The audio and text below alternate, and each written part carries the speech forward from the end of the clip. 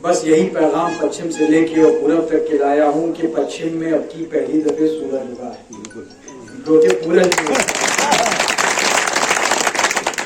बस दो तीन बातें आपको समझाना है। समाजवादी वचन पत्र और संकल्प पत्र, घोषणा पत्र में जो तमाम बातें हैं उनके बारे में आप सुन चुके होंगे। एक चीज मैं आपसे ये बताना आया हूं जो मैंने अपनी आंखों से चश्मदीद उसके गवाह हूं। ये जो पिछले कई दिन से मैं मुख्तलिफ विधानसभाओं में निकला हुआ हूं तो मैंने देखे हैं कि लोगों के चेहरे उतरे हुए रहे। किसान का चेहरा कहीं उतरा है क्योंकि उसके खेत चले जा रहे हैं, कहीं महिलाओं को दिक्कत हो रही है क्योंकि वो सुरक्षित नहीं है, कहीं नौजवानों को रोजगार नहीं मिल रहा है, उनके चेहरे उतरे हुए हैं, बच्चे स्कूल में पढ़ नहीं रहे हैं, उनके चेहरे उतरे हुए हैं, बुजुर्ग परेशान हैं कि आने वाले दिनों में क्या होगा। तो सबसे पहली चीज तो मैं कहूंगा कि हमारे अजीज दोस्त, और मैं मानता हूं कि उत्तर प्रदेश के मुस्तकबिल में एक चमकते हुए तारे सुहैब मियां साहब को आप जब वोट दबाइएगा तो वो वोट फकत अखिलेश यादव को मुख्यमंत्री नहीं बनाएगा, बल्कि वो वोट उत्तर प्रदेश के हर नागरिक पर मुस्कुराहट वापस लाएगा।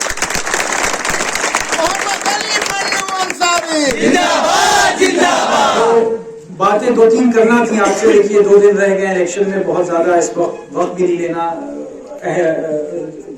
जरूरी है क्योंकि आप लोगों के भी काम है और वोटिंग के भी बूथ को संभालना है, तमाम काम करना है।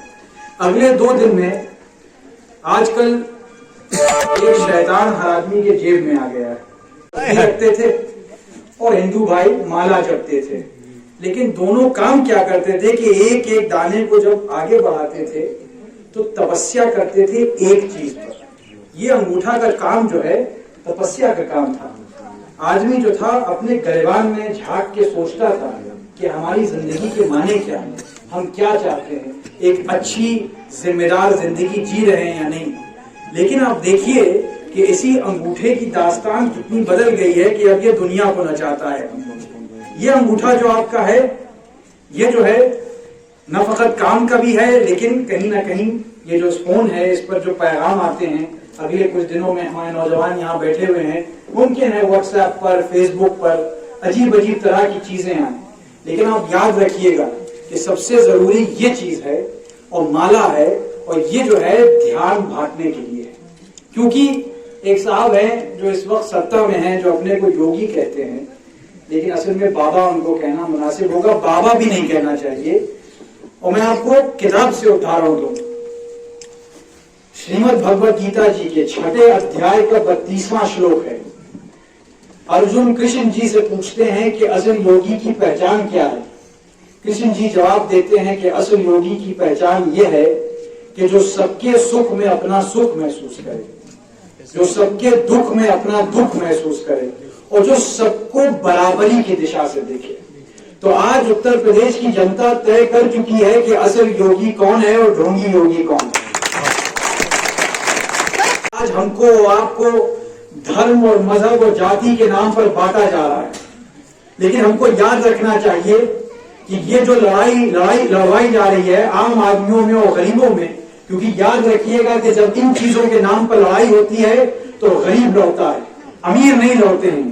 दुनिया की सबसे पुरानी लड़ाई एक लड़ाई है, वो हमेशा सदियों से चली आ रही है, वो आज भी जारी है। लेकिन आपका ध्यान हटाने के लिए कहीं हिंदू मुस्लिम, कहीं जात पात, कहीं बरादरी, इन चीजों में आदमी का ध्यान बांटा जाता है और असल लड़ाई से आपका ध्यान हटा दिया जाता है। वो असल लड़ाई क्या है? वो असल लड़ाई है अमीरों और गरीबों की लड़ाई। आप देख लीजिए कोरोना काल में, आप देख लीजिए कोरोना काल में कि लोगों की कमर टूट गई। जो पूंजी उन्होंने जमा की थी 10 साल में, 15 साल में, वो खत्म हो गई। जो दुकान चलाते थे, छोटी छोटी दुकानें चलाते थे, किसान तो पहले भी मजबूर था, उसकी और कमर टूट गई। लेकिन आप देखिए कि कुछ आज ऐसे उद्योगपति हैं जिनका इस कसमापुरसी और इस जुल्म के जमाने में उनकी दौलत दुगनी हो गई, तिगनी हो गई, चौगनी हो गई।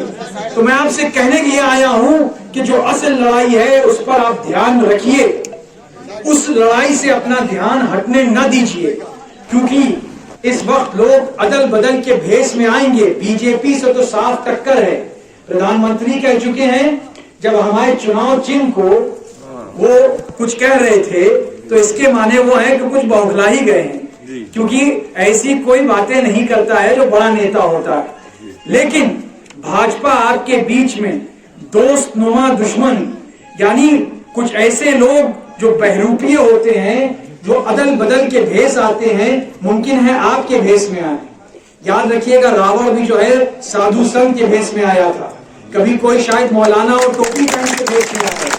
तो उन लोगों से भी होशियार रहना बहुत जरूरी है, क्योंकि भाजपा से तो लड़ाई है, लेकिन कभी कभी जो सामने होता है आप जान नहीं पाते हैं कि वो आपका भला नहीं चाहता है, और इसको कहते हैं दोस्त नुमा दुश्मन।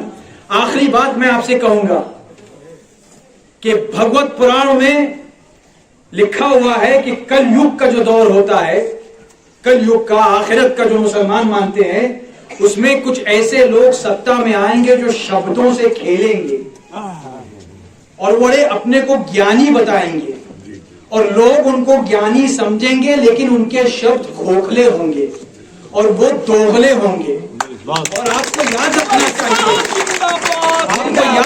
चाहिए कि दोगलों से सबको सबसे बड़ा खतरा है। एक हदीस शरीफ है, अल मुनाफिक कौलुहुल जमील व फ़िअलुहु दाद दखील। मुनाफिक जो होता है उसका कौल बड़ा दिल लुभाने वाला होता है, जो बातें करता है मीठी मीठी बातें करता है, लेकिन वो जो काम करता है समाज में बीमारी पैदा करता है। तो आज हमारी लड़ाई किसी से नहीं है, सिर्फ दोगलों से है, जो आपके बीच आए, आपके आस्थाओं का फायदा उठाया, आपका वोट लिया, लेकिन आपके लिए कोई काम नहीं किया। अमीरों को और अमीर बनाया, गरीबों को और गरीब बनाया। और हमारी जो लड़ाई समाजवादी पार्टी की लड़ाई है वो बुनियादी 3 चीजों पर आधारित है। बाबा साहब ने कहा था कि जब तक के समता की लड़ाई नहीं होगी, बराबरी की लड़ाई नहीं होगी, इस देश में चाहे जितना बड़ा संविधान ले आइए, यहाँ क्रांति नहीं आ सकती है। आज जात पात की बिना पर, धर्म के आधार पर भेदभाव होता है। समाजवाद के माने समझ लीजिए, मैं ऐसी बात आपको बताने जा रहा हूं कि शायद ये 3 उसूल आज हमारे छोटे बच्चे यहाँ आरिस बैठे हुए हैं हमारे पास, ये समझेंगे थोड़ा थोड़ा, और आगे जाके और लोगों को भी बताएंगे। समाजवादी के माने बहुत आसान है। सामाजिक न्याय यानी इज्तिमाई इंसाफ, यानी अंग्रेजी में कहते हैं सोशल जस्टिस। उसके माने क्या कि हर आदमी को, हर औरत को उसका हक मिलना चाहिए। ये गलतफहमी फैलाई गई है कि मुसलमान कुछ खास चीज चाहते हैं। मुसलमान कुछ खास नहीं चाहता। मुसलमान फकत वही अधिकार चाहता है जो संविधान ने हिंदुस्तान के हर नागरिक को दिया है। तख्त बदल दो, ताज बदल दो। वही अधिकार चाहिए जो संविधान ने सबको दिया है।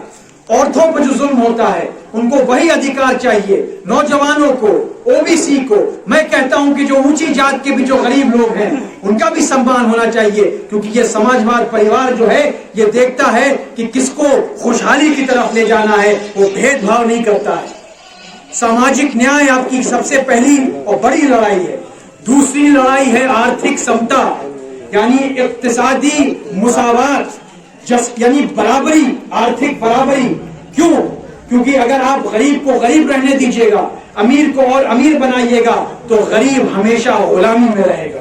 और कुछ ऐसे लोग आज है हिंदुस्तान में जो चाहते हैं कि उनके घरों में, उनकी फैक्ट्रियों में यहाँ की गरीब आवाम गरीब और जाहिल रहे, ताकि उनके यहाँ काम करने वाले रहें। वो नहीं चाहते हैं कि आप शिक्षित हो, वो नहीं चाहते हैं कि आप पढ़े। लेकिन समाजवादी पार्टी और समाजवाद के माने यह है कि आर्थिक समता, बराबरी पैदा हो, सबके पास वही सहूलतें फराहम हो जो हर शहरी के एक हक है। और तीसरी और सबसे अहम लड़ाई, और इस इलेक्शन में खास करके ये मेरी आखिरी बात है, जो सबसे अहम इस वक्त लड़ाई है वो कौमी एकता की लड़ाई है।